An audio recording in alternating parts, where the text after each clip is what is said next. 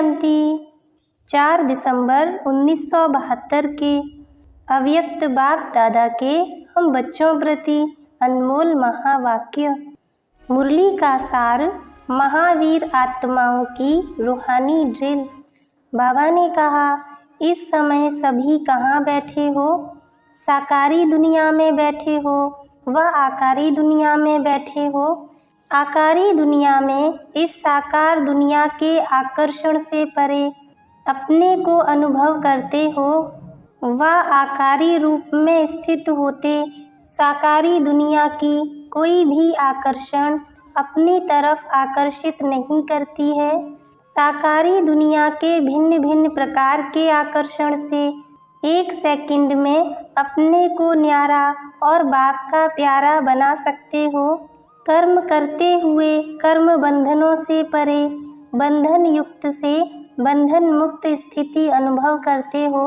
अभी अभी आप रूहानी महावीर महावीरनियों को डायरेक्शन मिले कि शरीर से परे अशरीरी आत्म अभिमानी बंधन मुक्त योग युक्त बन जाओ तो 1 सेकंड में स्थित हो सकते हो।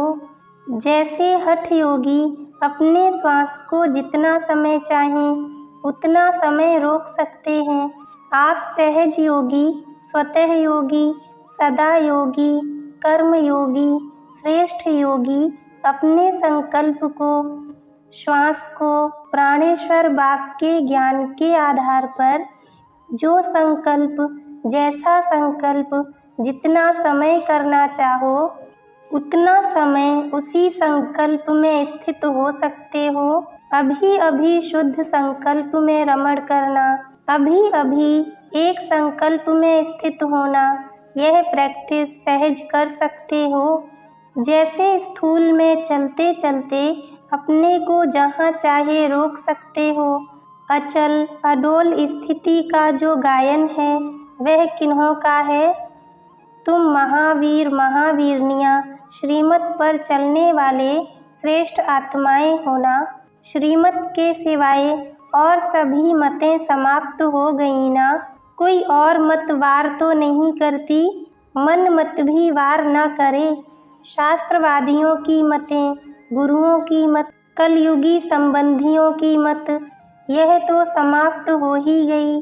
लेकिन मन मत अर्थात अपनी अल्पज्ञ आत्मा के संस्कारों के अनुसार संकल्प उत्पन्न होता है और उस संकल्प को वाणी व कर्म तक भी ले आते हैं, तो उसको क्या कहेंगे?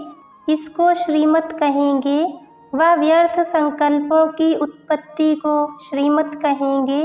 तो श्रीमत पर चलने वाले एक संकल्प भी मनमत व आत्माओं के मत अर्थात परमत पर नहीं कर सकते। स्थिति की स्पीड तेज न होने कारण कुछ न कुछ श्रीमत में मनमत व परमत मिक्स होती है। जैसे स्थूल कार चलाते हो, पेट्रोल के अंदर अगर जरा भी कुछ किचड़ा मिक्स हो जाता, रिफाइन नहीं होता तो स्पीड नहीं पकड़ेगी। ऐसे ही यहाँ भी स्पीड नहीं बढ़ती। चेक करो व कराओ कि कहीं मिक्स तो नहीं है। यह मिक्स फिक्स होने नहीं देती, डगमग होती रहती है। श्रेष्ठ आत्माएं, पद्मा पदम भाग्यशाली आत्माएं एक कदम भी पद्मों की कमाई के बिना नहीं गवाते। रूहानी ड्रिल आती है ना, अभी अभी निराकारी, अभी अभी आकारी, अभी अभी साकारी कर्मयोगी। देरी नहीं लगनी चाहिए। जैसे साकार रूप अपना है वैसे ही निराकारी आकारी रूप भी अपना ही है ना। अपनी चीज को अपनाना, उसमें देरी क्या? पराई चीज को अपनाने में कुछ समय लगेगा, सोच चलेगा, लेकिन यह तो अपना ही असली स्वरूप है। जैसे स्थूल चोले को कर्तव्य के प्रमाण धारण करते हो और उतार देते हो, वैसे ही इस साकार देह रूपी चोले को कर्तव्य के प्रमाण धारण किया और न्यारा हुआ। लेकिन जैसे स्थूल वस्त्र भी अगर टाइट होते हैं तो सहज उतरते नहीं हैं, ऐसे ही अगर आत्मा का यह देह रूपी वस्त्र देह के, दुनिया के, माया के आकर्षण में टाइट अर्थात खिंचा हुआ है तो सहज उतरेगा नहीं, अर्थात सहज न्यारा नहीं हो सकेंगे। समय लग जाता है, थकावट होती है। कोई भी कार्य जब संभव नहीं होता है तो थकावट व परेशानी हो ही जाती है। परेशानी कभी एक ठिकाने टिकने नहीं देती। तो यह भक्ति का भटकना क्यों शुरू हुआ? जब आत्मा इस शरीर रूपी चोले को धारण करने और न्यारे होने में असमर्थ हो गई, यह देह का भान अपने तरफ खींच गया, तब परेशान होकर भटकना शुरू किया। लेकिन अब आप सभी श्रेष्ठ आत्माएं इस शरीर के आकर्षण से परे 1 सेकंड में हो सकते हो, ऐसी प्रैक्टिस है। प्रैक्टिस की परीक्षा का समय कौन सा होता है? जब कर्म भोग का जोर होता है। कर्मेंद्रियां बिल्कुल कर्म भोग के वश अपने तरफ आकर्षण करें, जिसको कहा जाता है बहुत दर्द है। कहते हैं ना, बहुत दर्द है, इसलिए थोड़ा भूल गई। लेकिन यह तो टग ऑफ वार, रस्साकशी का समय है।